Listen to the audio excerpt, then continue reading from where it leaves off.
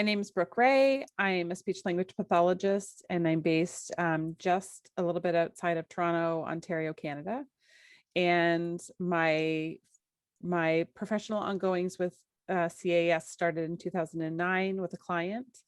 And my first foray into apraxia was all client-based and navigating the waters. And then I came to find Apraxia Kids with my family, which I think is a really common story. And since then have dug deep into apraxia in my professional practice. That's my practice is restricted to children with childhood apraxia of speech or pediatric motor speech disorders, suspected childhood apraxia, and helping families to navigate their journey on apraxia with apraxia, the professionals involved with them, to advocate, to empower, and to bring them information that will allow them to succeed in their journey. My name is Jessica Carrizo, and I am a speech language pathologist. And I recently opened my private practice, and one of my kind of niches is bilingual apraxia and bilingual AAC. So I really love helping young children access language through speech, alternative communication modes, and of course, literacy, which is a very empowering skill to have. I first heard about apraxia in grad school, but it was very brief, and it was more of a fleeting lecture that was near the end of a semester when I was already very bogged down in the world of speech language pathology. And I stored that information away somewhere because it did come back to me, but it certainly wasn't enough to get me going. You just really in grad school get a taste for it. But that was the first time I heard of apraxia. My program did a really good job, talking about CAS and highlighting it as, this is not an articulation disorder, there's a motor speech component. And so even in undergraduate classes in communication sciences, we did talk about childhood apraxia of speech. So in both undergraduate and graduate school. One of the comments or just really important things that the instructor told us was, and I believe this was in undergrad, was that she doesn't matter if it's a confirmed case of apraxia or not. If she suspects apraxia, you treat it like apraxia because you can do a lot more damage than good if you are not following evidence-based practice for apraxia. Even if it's suspected, just do the right thing and don't cause any harm. The most challenging thing about working with children with childhood apraxia of speech is how frustrating the system can be. And I use system with a capital S. And that's to capture everything: the medical system, the education system, the world that doesn't know what apraxia is because it is a rare disorder, the confusion that we have around diagnosis, the misdiagnosis, the overdiagnosis. I think that that's really frustrating for families and professionals alike. I think that there's speech pathologists who aren't trained well enough and know so. There's speech pathologists who aren't trained well enough and don't know so. And I think that that's a really confusing pot for families at such a delicate time when there are already questions about their child's development, and they just want to know what's wrong, and they just want to know how to best help. The passion that I watch families on social media express themselves in terms of, wanting what's best for their child and wanting to support and hold up other parents. It just warms my heart. That's probably the most rewarding thing, is watching the community come together. The moments at Apraxia Kids walks where the families are just so excited to see each other year after year and reconnect, and the kids get to know each other. And I hold some camps here at my center, and the kids have made friendships and see each other year after year, and just the bond that they have, and the parents' bonds that they have. I think it's just really special to be part of such a really amazing community that really just wants what's best for their kids and are so used to fighting for what's best for their kids, and they all sort of rally around that, and lift each other up and share their stories about how to best advocate. That's something that's been really remarkable in the community where I live, is the families willing to share and the professionals willing to share with each other in terms of best case scenario and diagnosis and process and all of those pieces together to really lift each other up. I think the most challenging obstacle is trying to work within medical and educational systems that are not built for children who need a high level of speech and language intervention, and having to deal with,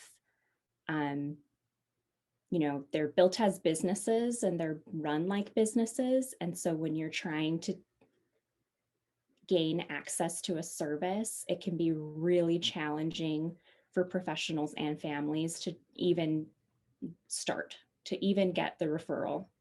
And there's lots of wait lists. There's lots of, well, let's just wait 6 months because we're not sure if it's apraxia. And so I think almost every single child I have ever encountered that I became their speech therapist had a time where they were still waiting. So it was like a 6-month wait to get the services they needed. So I think the most rewarding part for me is, after you get through all the nasty stuff, is putting that treatment plan into place and watching it just unravel into this beautiful mode of communication that the child feels empowered, the family starts learning how to communicate better with their child. And that's what really does it for me. That's what fills my cup, is like, oh, putting together the treatment plan and finding the means to execute it. I think that's what does it for me. Is I have children who are trilingual. They speak AAC, they speak Spanish, and they speak English. And they also have this neurological brain difference of apraxia. And so they fascinate me that they can do so much, yet people think less of them because they have a communication difference. And it shocks me still, because I feel like they're little geniuses. Therapy for children with childhood apraxia speech is really unique. And I think that that's what families start to hear about in places like Facebook and social media, or they find it on the Apraxia Kids website. And then they get really panicked that they're not getting the right therapy. And I think it's definitely better than when I first graduated. I think there's a lot more information about what's good therapy, but this idea that, the principles of motor learning need to be incorporated. And then I get phone calls from parents who've heard this term and what does that mean? And am I doing it? And am I getting it right? And so helping parents to really understand, and helping speech paths working with these children to really understand what we know about the principles of motor learning so far. And that is still somewhat restricted. I mean, we know lots more than we did in 2007 when the ASHA statement came out, but we still have so much to learn. And I think the researchers still really know that too, and have been very gracious with their time in explaining that to us. But we know that treatment has to be more intensive with our kids with childhood apraxia speech.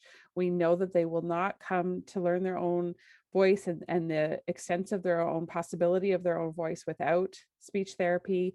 I think in a day and age when there's so many other quick Dr. Google things that families can look up, it's a bit scary and overwhelming.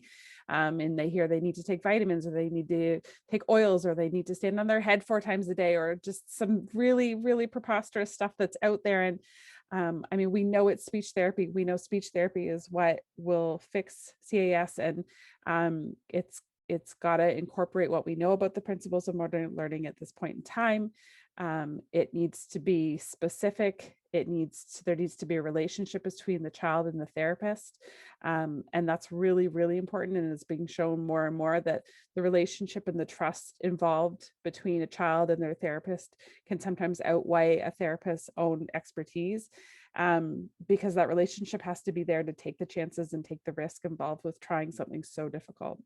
So I think when I'm telling parents, and this is, something that I have really grown to understand as a therapist and with continued learning and education, is that with apraxia, it's not just about correcting the speech, because back in the day in undergraduate school, I really thought apraxia was a standalone diagnosis and that you just needed lots and lots of speech therapy. However, there's more to it than that. There's a lot of co-occurrence of other disorders, other genetic abnormalities, differences. And so to me, what's different about apraxia and what I've learned is this is a medical condition. And not that other speech and language disorders are a medical condition, but when you encounter severe apraxia, that's not something that comes up often.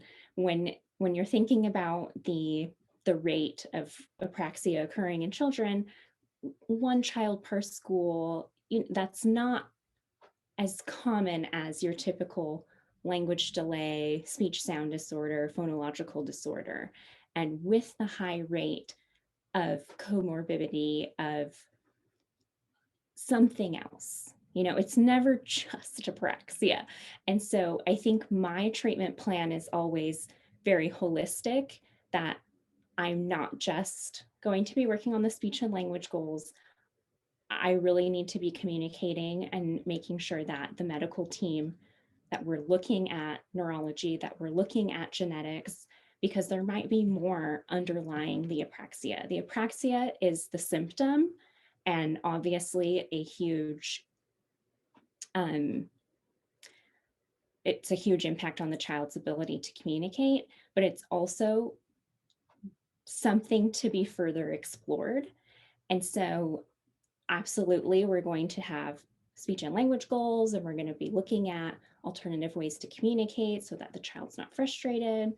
But there has to be a short-term and a long-term plan to really help the child make gains, because we might work and work and work, and we've got these great intelligibility, we're communicating better, but then when it comes to literacy, we have this new roadblock. And so it really has to be a short and long-term plan that the family understands that your team is going to be very large and not necessarily just within the outpatient clinic or the pediatrician's office. And so to really understand how to be that expert on your child so that you can describe the needs to various professionals who specialize in very different things. So, and those professionals can offer answers and treatment that the other ones can't, but they all need to be communicating with one another. Question. So how much therapy is needed to make progress? We know that all children respond differently to therapy. We know that earlier is better. We know that the prognosis for children with CAS is good if they're getting, the right kind of therapy that incorporates the principles of motor learning, that is intensive, that is using evidence-based approaches. We know that the more often the better in terms of if you're learning a motor skill. So it's very similar to any other motor learning task. If you were learning to play tennis or you were learning to drive a stick, the more often that you practice, the better you're going to get at it. So I think that we have to find that balance with, the number that floats around in the research, which is 3 to 5 times a week for half an hour. And that's kind of this magical phrase that people use. I think there's a balance between that and also helping this child to not become over therapized, to also still get to live like a kid. I think that's a really fine balance for parents to find sometimes. But I know that I'm most comfortable seeing a child at least twice a week. If we could get a third session in somehow, or there's a lot of home practice happening, that I'm really comfortable with that plan too. We think about all the hours a child is awake in a day, and we put that together in a week. And, therapy can be happening much more than you're sitting in front of a speech language pathologist. So really incorporating home practice, really educating our parents as professionals to make sure that they feel comfortable and empowered to be practicing at home. Um, Depending on, a lot of other prognosis factors, a child's general health, a child's general learning abilities, a child's attention and focus in therapy sessions, how supportive the home environment can be in terms of that home practice piece. All of those go into what I sort of call prognosis and what the picture looks like. But it's always my goal to fire myself, to not be needed anymore. So, what does that look like for each child? I would say is very different. I'm always hoping to get a child off my caseload as soon as I can. I think that for most kids, especially if we're looking at something severe and starting early, we're looking at least a couple of years, if not longer. And so just taking things day by day and month by month as we go, but knowing that we're all working together to discharge for sure. I've worked in both private practice and the schools, and what I have found is definitely short, frequent sessions. So at least 3 per week, with variation in the length of time. Um, and what I have found the most difficult is short, frequent sessions in both settings. That's really difficult for the commute for the parent and the time for the parent to just come to the clinic. And then in the schools, you're trying to get in these short, frequent sessions, but there's so many things that get in the way, like assemblies, shortened days. And so you think, oh, right, we're going to get 4 sessions this week. It's really hard to make it happen. But I really have seen some great gains with at least 3 to 5 sessions per week. And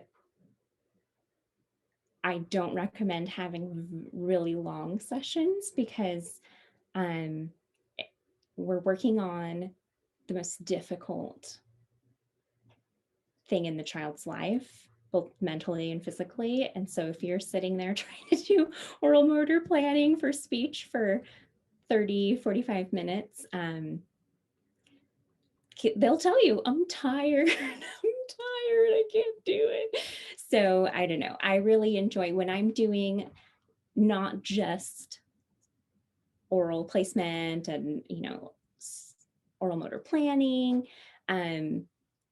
integrating some language and literacy in there really does help. If you can only get the child a certain amount per week or a couple of days per week, then that really helps. If you can tie it all in, then that does help break it up. But in order to really increase the intelligibility and get some of those target very important core words or important words to the child mastered, you have to have frequent short sessions.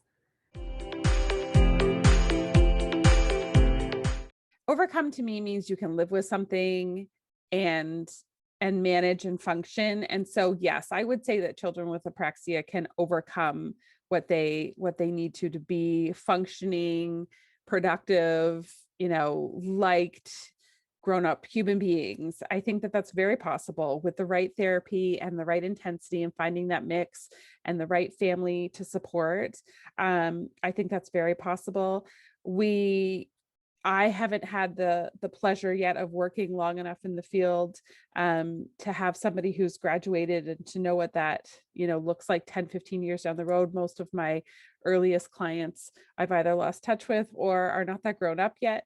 But I hear anecdotally how well children can become residually or resolve their apraxia and go on and lead really productive lives and live day to day as though you wouldn't know that anything was particularly wrong. Certainly there can be times that you get tripped up, I understand. And I think that's fair for anybody, times of stress, times of, extreme fatigue. I think that those are times that our motor system, our brain, is under stress, and different, you know, various different and assorted stressors, can really affect the speech production. But yeah, I think that generally speaking, the long-term prognosis, if you're speaking of a healthy child who we've otherwise don't have a lot of concerns, and we've been able to address the issues in speech therapy early on, I think the prognosis looks good. I'm a pretty hopeful person. I think that sometimes hope is what helps our therapy journey along the way, and working with the kids. I love working with kids. The reason I work with kids is they don't know any better. And sometimes it's really helping the parents to think that same way, that those kids don't know any better until they start to get frustrated, and staying ahead of that as much as we can. Depends on what your definition of overcoming means. Does it mean that you're able to have functional communication? Does it mean you're supposed to, the goal is to communicate as a child without childhood apraxia speech? Because I think that it's not just a communication difference, but it's also, we know this is deeply rooted in neurology, and your brain is different. So I would say that instead of thinking, can they overcome it? Can they make it almost like their strength? Kind of like, this is something that I'm working through, but it's also just a part of my brain. And this is how I communicate. This is, and so I just think about how I find strategies that I see children with apraxia use to be pretty fascinating. They're very expressive, pretty hilarious with their facial expressions. And so they may not have developed those skills without their apraxia. So maybe it's not overcoming, but maybe it's acceptance and building communication strengths in every way possible, so that maybe your apraxia isn't your weakness anymore. Okay, so the long-term prognosis, I think it really depends on when early intervention begins, if at all, when support from parents and acceptance from parents begins, if at all. And I also think that it depends on if the child receives this intensive, holistic team approach, medical, educational, right? If we have that going from age 2, I think the prognosis is very good. But we know that the reality is more, we have a lot of hesitancy from the medical field. We're not going to refer 2-year-old to neurology. It's fine. We're going to wait. And if we can get even just suspected apraxia as a diagnosis at age 2, and just start implementing that intensive speech and language therapy and getting access to AAC as soon as possible, then the prognosis is very high. And we know that really depends on where you live, what you look like, how much money you have, and the disparities are really, really quite high, especially for elementary school students of color who come from diverse backgrounds, who are learning English as a second language. I've had many students that will come to kindergarten without ever being seen by a speech and language pathologist with full-blown childhood apraxia speech. So it's something that we need to work on in both, child find in birth to 3 population, but then also access. I can say, as a new private practice owner, it is really hard to fund a private practice as a, one woman show and have the reimbursement rate for Medicaid be as low as it is. So I would not be able to have the caseload I want would not be supported based on the reimbursement rate and the needs of the child. So if I want to give five days a week, it's really difficult to make that happen with the way our medical system is set up. So even though we've created access to healthcare, there's still barriers. It doesn't mean that you're going to get what you need, and it goes the same for the schools. You might get in to your kindergarten class and your school doesn't have an SLP on staff yet, and you're not going to get services this year. So that's all very common for students who may come from a lower socioeconomic status. New to Apraxia Guide, I think is fantastic. I think it really is helpful in terms of calming parents' initial nerves when they start to Google and find Apraxia Kids. I'm always so reassured that the information on Apraxia Kids is high quality and research based and has been vetted by people. And I also find that some of the handouts and the printables are really great for families. I think it's really nice that some of the resources are now available by download as opposed to having to mail in. I think that the most important resource I find for parents is each other. And so I'm a really strong proponent of networking and connecting. I think it's phenomenal that Apraxia Kids has been able to get so many Facebook support groups up and running in different regions. I know some of those groups are well knit and quite close and can meet physically. And I think that's amazing.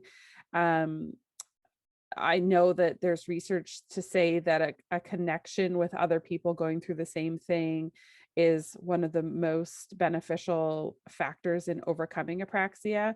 And that research was done in the early 2000s. And I've really strongly felt that way ever since reading it. And I work really hard to connect other families with other parent mentors along the same journey, and somebody who's just slightly ahead of them maybe, or just slightly on a different path, and really helping each other along the way. Really enjoy the brief handouts for teachers and parents. So I really, there's one about reading and literacy and apraxia, and there's one about, being a teacher for a student with apraxia. Really like those. And any sort of the infographics, informational handouts are really nice for parents. I have referred parents to the Facebook groups, and so I think the more parents who join those groups, the better, because the complaint I received was, but there's no one near me.